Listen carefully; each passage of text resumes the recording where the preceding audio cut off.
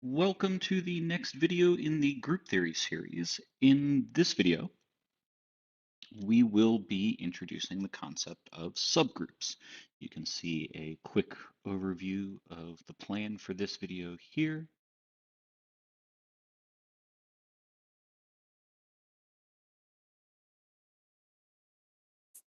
So, before anything else, it might be a good idea to see a non-example of a subgroup.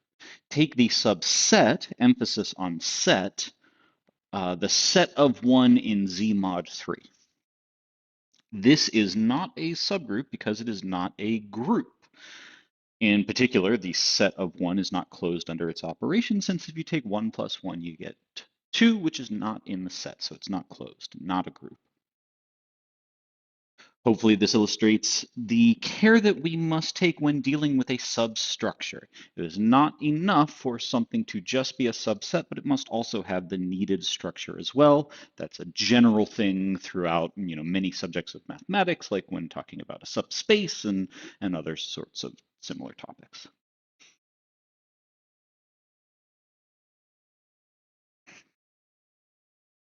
Let G be a group and H a subset of G. If H is a group, then we say that H is a subgroup of G, and we write H less than or equal to G. So using the less than or equal to symbol, even though these are not numbers, to indicate a substructure, a subgroup.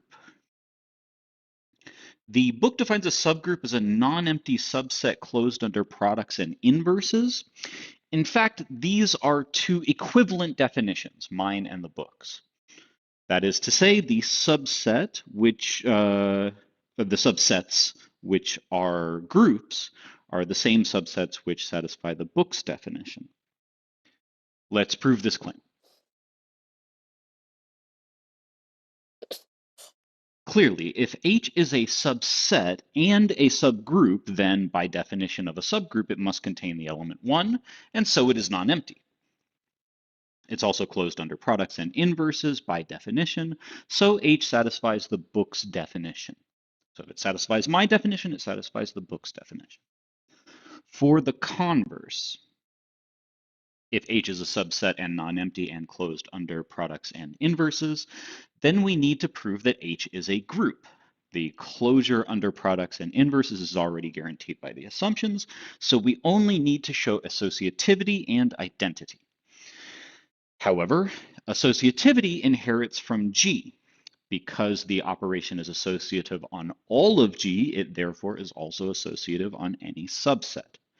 That's pretty clear. You could prove that more thoroughly. I'm not going to. And identity follows because H is non-empty, closed under products and inverses. Let X be an element in H, well, then its inverse is in H by closure under inverses. So if you then take its product with its inverse, that's the product of two elements in H, therefore it must, right, this product by closure under products is in H, but we know by definition of the product with the inverse that you get 1, so 1 is in H. Now this finally shows that H has all of the properties of a group, therefore H is a subgroup. So this whole section has then proved that if any subset satisfies the book's definition of a subgroup, then it also is a subgroup by my definition, QED.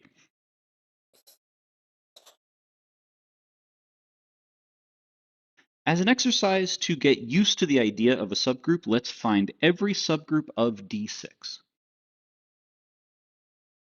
Note that we can easily compute the number of subsets of D6, which is 2 to the 6, right? That's the calculation for the number of subsets of any given finite set, 2 to the n. But a very small number of these will be subgroups.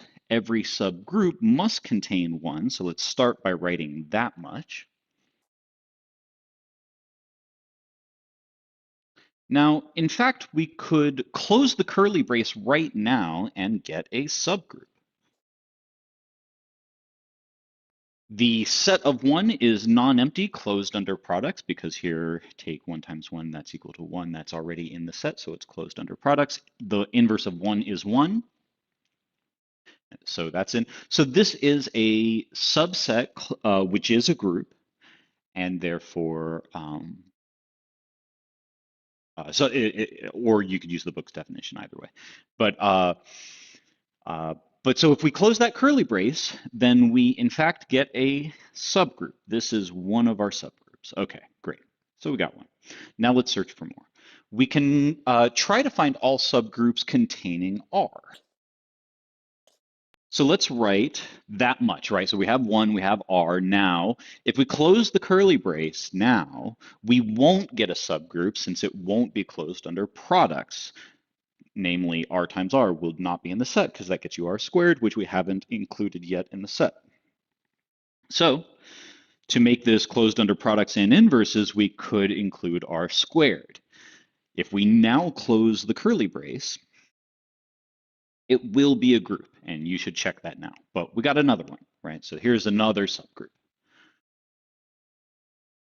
Let's keep looking for more. Let's consider taking what we have so far and adding S into it. Now, again, right, we can't yet close the curly brace because if we did, it would not be a subgroup. It would not be closed under products. If we add RS and R squared S, then we would get it closed under products and inverses.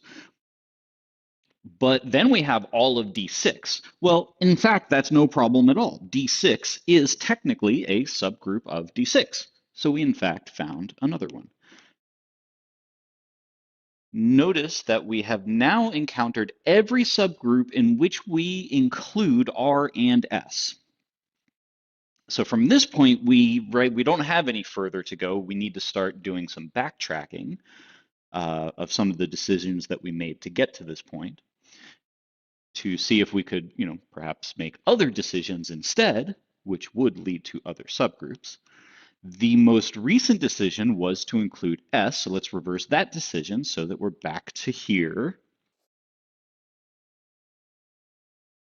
What else could we choose to include instead of S?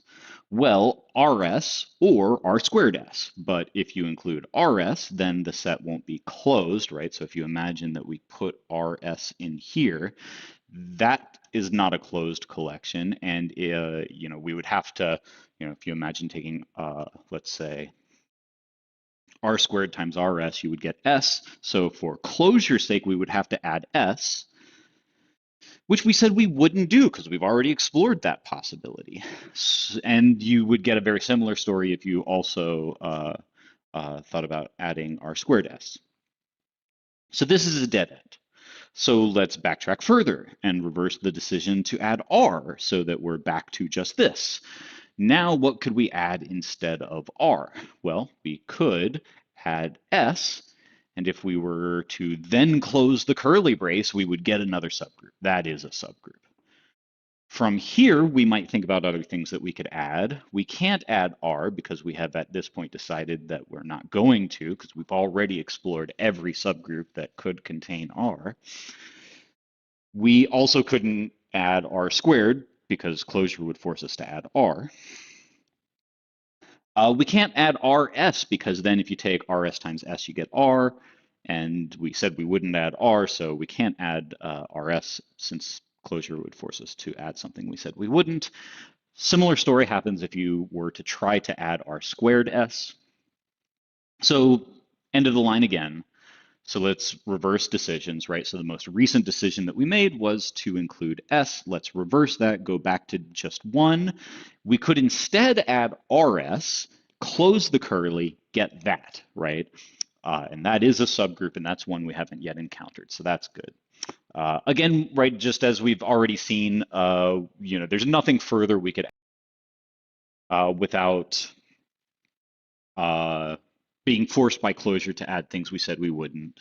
So that's another, right? So we get that subgroup, but nothing else. And then we reverse that decision, add in R squared S. That's the remaining thing that we haven't tried. That gets us a subgroup, but no further subgroups are subsequent to that, so to speak. And so this is it. We've now found all of the subgroups. It is easy to prove that for any group G, the subset of just its identity and also the subset of itself are both subgroups. They're subsets that are groups. We call the set of one the trivial subgroup, and G in the group G as a subgroup of G, we call that the improper. Oops, that's a, or yeah, okay, improper subgroup. So they have special names. Those are always subgroups, no matter which group you get.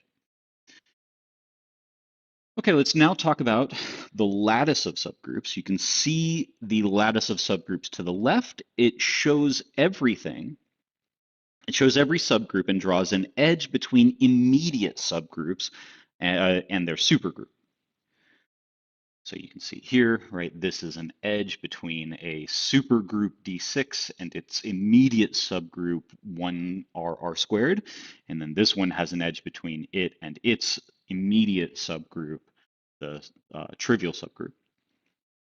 And likewise, as you trace through other edges of this graph. So for instance, the set 1S, that's a subgroup, that is an immediate subgroup of D6 because there is no other subgroup in between 1S and all of D6. On the other hand, the trivial subgroup is not an immediate subgroup of D6 because there is an intermediate subgroup. Namely, I could take many options, but we might as well pick one for concreteness. This one is in between them. We tend to arrange these from supergroups at the top to subgroups below. There is no rule for left to right arrangement of inside one of these lattice diagrams. And here in the left, you can see the diagram somewhat more interesting, this diagram for D8. We'll end this video by providing a slightly simpler test for whether a subset is a subgroup. If a subset is non-empty and closed under division, that's language I'm making up on the spot, but what that means is taking x times y inverse. We sort of call that x divided by y, and so if the subgroup is closed under division, then it is, or if the subset is closed under division, then it is a subgroup. To prove this, suppose H is a subset such which is closed under division.